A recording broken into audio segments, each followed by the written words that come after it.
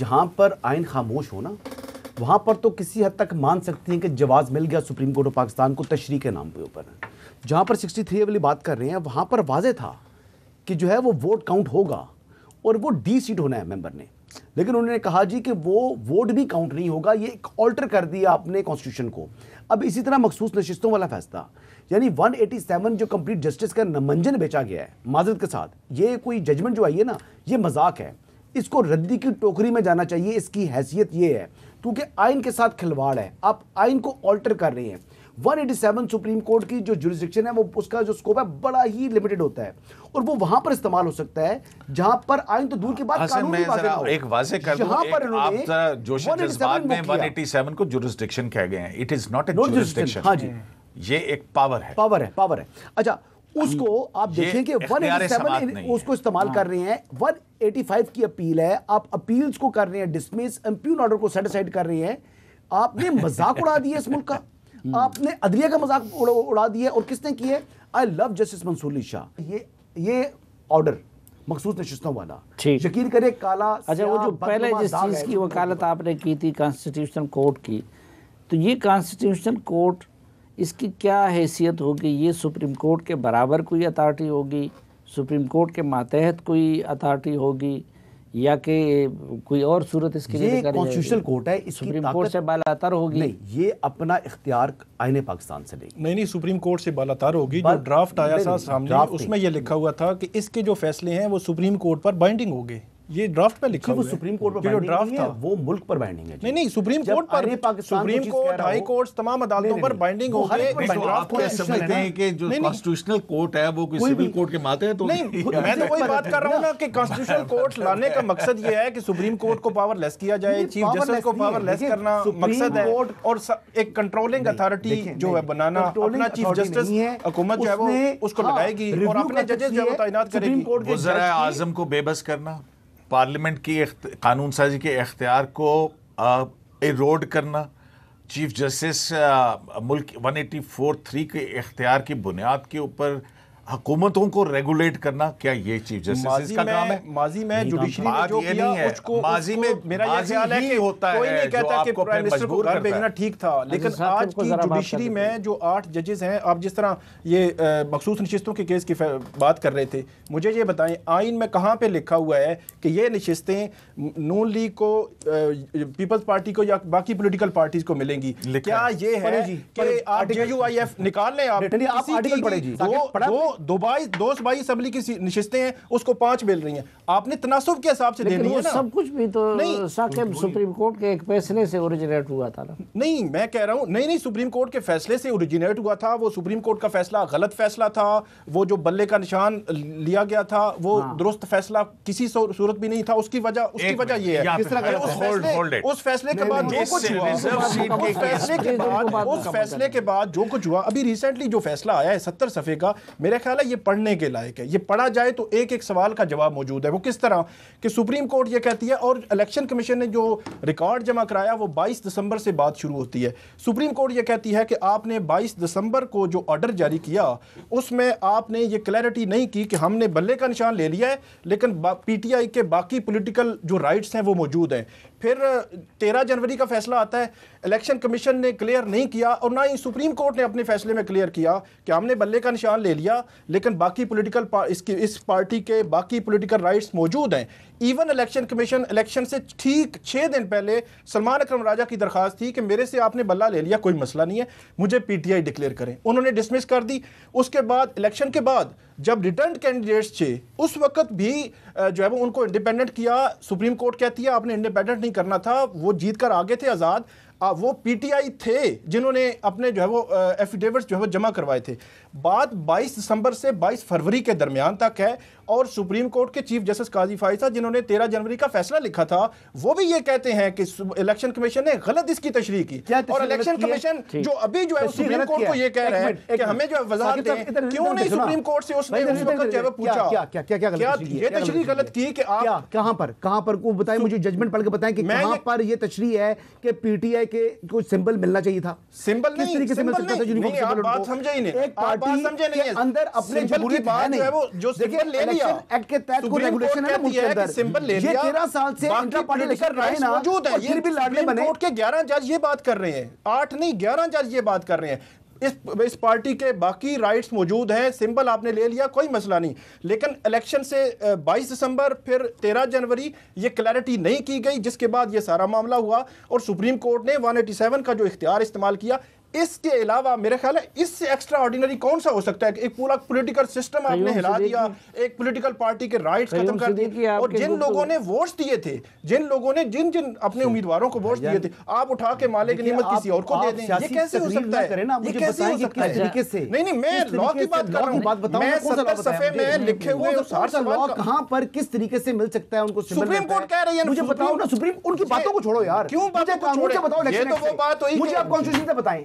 ये तो बाजी ना बोलो ना, मुझे आप इलेक्शन एक्ट से बताएं, या आप मुझे आप जजमेंट को सुप्रीम कोर्ट में वजाहत करनी है। प्रॉब्लम ये चल रहा है कि सुप्रीम कोर्ट कहती है क्योंकि हमारा फैसला है अल जहाद वाला, इसलिए सीनियरिटी प्रिंसिपल है, वो कानून नहीं है, वो सियासी तकरीर है। आप दोनों तो सर सियासी तकरीर है, सियासी तकरीर नहीं है। मैं 70 सफ़े के उस फैसले को पढ़ रहा हूं। फैसला भी तो सियासी है ना। नहीं अजीब जी बिल्कुल करती है, सियासी वो सियासी है। आप कैसे वो लॉ और कॉन्स्टिट्यूशन के तहत नहीं है। फैसले पर काउंट करके आप आइन और कानून से बालादस्ती नहीं हासिल कर सकते। आप दोनों मेरे भाई जो है इस दौरान पानी पी रहे, ठीक है। और कयूम सिद्दीकी साहब जो है बहुत पुरस्कार तरीके से उस वक्त से मुस्कुरा रहे हैं, तो जरा इनको सुनते हैं कि वो क्या कहना चाहते हैं। देखें, एक है सियासत और एक है कॉन्स्टिट्यूशन और लॉ।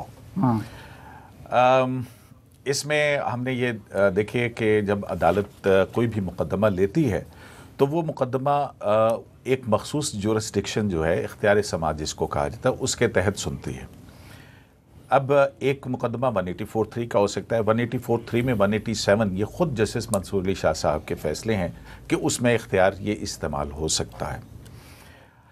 अच्छा, दूसरी बात ये है कि अभी इसी फैसले के ऊपर जो तनकीद है वो इन्होंने कहा कि 70 सफ़हात का पढ़ने वाला फ़ैसला, बहुत खूबसूरत अंग्रेज़ी लिखी है, बहुत कुछ है उसके अंदर, लेकिन जो फ़ैसला था वो तो 12 जुलाई को आ गया था।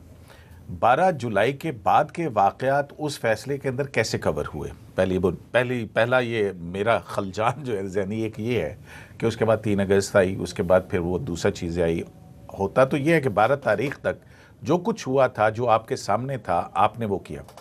अब एक और बड़ी इंटरेस्टिंग चीज़ है, जो सुप्रीम कोर्ट के 11 रुकनी बेंच है वो 13 जनवरी का जिस फैसले के ऊपर ये तनकीद कर रहे हैं, पहली बात तो ये कि शायद ये जज्बात में कह गए होंगे, क्योंकि बहुत ज़्यादा हम सुनते हैं पाकिस्तान तहरीके इंसाफ की जानिब से किए जाने वाला प्रोपेगेंडा कि बल्ला छीन लिया गया। पहली बात तो ये है कि ये बल्ले का या इलेक्शन सिंबल लॉट करने का केस ही नहीं, ये केस है इंट्रा पार्टी जो कि 2020 से चल रहा है, और उसमें अब वो कानून है जो कि खुद पाकिस्तान तहरीके इंसाफ ने इलेक्शन एक्ट के अंदर तरमीम डाली कि इसको 3 साल की मुद्दत की जाए कि इसमें इलेक्शन करवाना पार्टी आइन के मुताबिक लाजमी होगा। और फिर हमारा इलेक्शन एक्ट देखें, आइन कहता है, आइन के बाद कानून चलता है, और कानून जो है वो इलेक्शन एक्ट है जिसके तहत पार्टीज को रेगुलेट करता है इलेक्शन कमीशन ऑफ पाकिस्तान। उसमें वो कानून ये कहता है कि आपको, जो कि पाकिस्तान तहरीके इंसाफ का बनाया गया है, कि 3 साल में इलेक्शन करवाने हैं। 2020 से आप इलेक्शन नहीं करवा रहे हैं। उस वक्त जब आपकी हुकूमत थी, इलेक्शन कमीशन ने आपको, इसी इलेक्शन कमीशन ने आपको 1 साल की मुद्दत दी, हालांकि वो 6 महीने दे सकते हैं, लेकिन उसको स्ट्रेच किया गया, फिर उसको फिर बढ़ाया गया, 1.5 साल किया गया। आपने अपने पार्टी आइन को तब्दील किया और फिर उसके बाद भी आपने इलेक्शन नहीं करवाया। तो ये इंट्रा पार्टी इलेक्शन का फैसला था और इलेक्शन सिंबल का नहीं। अब ये कानून जो है इलेक्शन एक्ट, वो कहता है कि अगर आप पार्टी इंट्रा पार्टी इलेक्शंस नहीं करवाएंगे वैलिडली, तो फिर 3 आपके पास उसकी सज़ाएं हैं। एक ये है कि आपकी पार्टी डीलिस्ट हो सकती है, दूसरा ये है कि आपसे जुर्माना किया जा सकता है, और तीसरा ये है कि आपसे इंतखाबी निशान ले लिया जाएगा। अब ये इंतखाबी निशान लेने वाली बात क्यों आई? क्योंकि आपको देखा होगा ऐसी 14 सियासी जमातें हैं जिन्होंने इंट्रा पार्टी इलेक्शन नहीं करवाए, उनके इंतखाबी निशान उनको अलॉट नहीं किया इलेक्शन कमीशन ऑफ पाकिस्तान ने। अब फिर उसके बाद मुझे अच्छी तरह से याद है, मखसूस नशिस्तों के हवाले से अली ज़फ़र साहब जो हैं, उन्होंने कोर्ट के अंदर कहा कि जनाब हमें ये मखसूस नशिस्तों का फैसले का प्रॉब्लम होगा। अब सब जानते हैं कि ये मामला जो है उस वक्त इंट्रा पार्टी का सामने था, तो कोर्ट ने कहा कि अगर आपको कोई प्रॉब्लम हुई तो आप हमारे पास आइएगा। अभी इन्होंने सलमान अकरम राजा साहब की बात की, एक इस तरह के मसले हल कैसे हो जाएंगे? एक मिनट, मैं इनकी बात का थोड़ा सा जवाब दे दूं। सलमान अकरम राजा साहब की दरखास्त डिसमिस हुई, वो सुप्रीम कोर्ट ऑफ पाकिस्तान में है। आपको पता है कि वहाँ पर उन्होंने इससे पहले कि उनको एतराज़ लगा, उन्होंने वो दरखास्त ही वापस ले ली और फिर वो गए ही नहीं। ठीक। अब ये इनकी अपनी ये सारी चीज़ें एडमिटेड हैं। अब आ जाइए कि जो जस्टिस याहिया अफरीदी हैं वो कंप्लीट जस्टिस आर्टिकल 187 के ऊपर क्या कह रहे हैं। वो ये कह रहे हैं कि ये इस जुरिस्डिक्शन में जो हम 185 के हम बैठे हैं और जो हालात व वाक़यात हैं उसमें 187 का इख्तियार इस्तेमाल करना, इसके ख़तरनाक और दूररस नताइज होंगे जो ड्यू प्रोसेस ऑफ लॉ के हवाले से बड़े ख़तरनाक हैं। दो जज साहबान जो हैं वो ये कहते हैं कि अब्बासी साहब के साथ बिल्कुल वही सलूक हो रहा है जो बदियाल साहब के दौर में फैजी साहब के साथ होता है। तो अगर आप मुझे नहीं, मैं ये बिल्कुल मुकम्मल करके और फिर आप ये देखिए कि वो जज साहबान जो कहते हैं कि आईनी तरह आइन को मुअत्तल किए बगैर ये रिलीफ क्रिएट नहीं हो सकता है। और ऐसे फैसले जो ये बात कर रहे हैं ना, फिर उसके बाद आप ये देखें कि उसके ऊपर मौजूदा जज साहबान ने क्या किया। अब 14 सितंबर का जो आपका अदालती हुक्मनामा वजाहती आया, अब उसको जिस तरह से गैर एक पुरस्रार अंदाज में, कोई सख्त लफ्ज़ नहीं इस्तेमाल करूँगा, जब उसकी तहकीकात करवाई गई तो ऑनरेबल जज जस्टिस मंसूर अली शाह के सीनियर स्टाफ अफसर, प्रिंसिपल स्टाफ अफसर जो हैं वो उस उनके कहने के ऊपर अपलोड हुआ ओरिजिनल फाइल जमा कराए बगैर। ये भी एक अजीब सी बात है कि वो जज साहिबान ने नोटिस जारी नहीं किया, किसी फरीक को सुना नहीं, वो जज साहिबान कहाँ इकट्ठे हुए, चले उसको इन्होंने और इन्होंने फिर उसके बाद के वाक़यात को उसको कवर किया डिटेल रीजनिंग के अंदर कि हमें कोई नोटिस देने की जरूरत नहीं है। तो ये जो शाही इंसाफ शुरू हो गया है, ये शाही इंसाफ जो है मुकम्मल इंसाफ के नाम के ऊपर, मेरा ख्याल है कि ये बहुत सारे प्रॉब्लम क्रिएट आवाज़ साहब मखसूस नशिस्तों के हवाले से जो 8 जजेस का अक्सरियती फ़ैसला है, इस फैसले में सुप्रीम कोर्ट अपने स्कोप से बाहर निकली है। सुप्रीम कोर्ट के पास जो केस था वो पेशावर हाई कोर्ट के फ़ैसले के ख़िलाफ़ अपील आई थी और सुप्रीम कोर्ट ने अपने इस फैसले में जो 187 की पावर को यूज़ किया है और ये इख्तियार समात नहीं है जैसे सिद्दीकी साहब ने बताया। इससे पहले जितनी भी जूरिस्प्रूडेंस सुप्रीम कोर्ट की रही है उसमें ये हमेशा ये कहा गया कि जो कंप्लीट जस्टिस की तरफ जुडिशरी जाएगी उसके लिए आर्टिकल 184(3) का इस्तेमाल किया जाएगा। और वो कौन सा फैसला है 7 मेंबर बेंच का? जी, वो एक नहीं मुख्तलिफ फ़ैसले हैं जिसमें ये असूल तय किया गया है। अब यहाँ पे अगर ये 8 जजेस अगर कंप्लीट जस्टिस के लिए 184(3) की तरफ जाते तो वहाँ पे प्रैक्टिस एंड प्रोसीजर एक्ट आया हुआ है, तो वो तो कमेटी ने डिसाइड करना है। तो एक तरह से इस पावर को विदाउट 184(3) के यूज़ कर दिया गया और वो रिलीफ दिया गया जो पीटीआई ने मांगा ही नहीं था। और पीटीआई इवन खुद बाद में जब ये फ़ैसला आया भी नहीं थी तो उनकी तरफ से उनके कानूनी माहिरीन ये कहते हुए हमें दिखाई दिए कि जो रिलीफ सुप्रीम कोर्ट ने हमें दिया है ये तो हमने मांगा ही नहीं था। अब थोड़ा सा अगर हम बैकग्राउंड पे जाएं, जो पंजाब और खैबर और फिर सुन्नी ताज काउंसिल के वो वकील जो हैं वो ट्विटर पे अपनी तस्वीर लगा के कहते हैं कहा था ना सीटें लेके दूंगा, लेके दी ना। ये बहुत मानी है इस बात। फिर पंजाब और केपी इलेक्शन के हवाले से जो सुप्रीम कोर्ट में मामला था उस वक्त भी जब जुडिशरी के अंदर डिवीज़न आई कि उस वक्त भी जिस तरह से कोर्ट चलाई गई थी और फैसला दिया गया था, जुडिशरी तकसीम हुई और अल्टीमेटली उसका रिज़ल्ट क्या निकला, उस फैसले के ऊपर इम्प्लीमेंट नहीं हुआ। यहाँ पे भी हम यही सूरत हाल देख रहे हैं। सुप्रीम कोर्ट के इस फुल कोर्ट में शामिल जो जजेस हैं वो ये कह रहे हैं कि आपने वो रिलीफ दिया है जो आइन के मुतल्लिका शिकों को मुअत्तल किए बगैर नहीं दिया जा सकता था। इसी वजह से एक तरफ पार्लियामेंट भी स्टैंड ले रहा है, दूसरी जानिब इलेक्शन कमीशन भी अपने तहफ़्फ़ुज़ात का इज़हार कर रहा है। तो असल इशू था इम्प्लीमेंटेशन। तो इम्प्लीमेंटेशन क्यों नहीं हुआ, उसकी रीज़न यही है कि जब अदालतें अपने फ़ैसलों में स्कोप से बाहर निकलती हैं तो फिर उन फैसलों के ऊपर इम्प्लीमेंटेशन आईनी इदारों के लिए मुश्किल हो जाता है। मैं उसमें जो खुद आप ये देखिए कि 39 और 41 की एक तखसीस की इन्होंने और कहा कि 39 तो किसी न किसी तरह से, अब ये देखें 4-4 नॉमिनेशन पेपर्स दाखिल किए हुए हैं।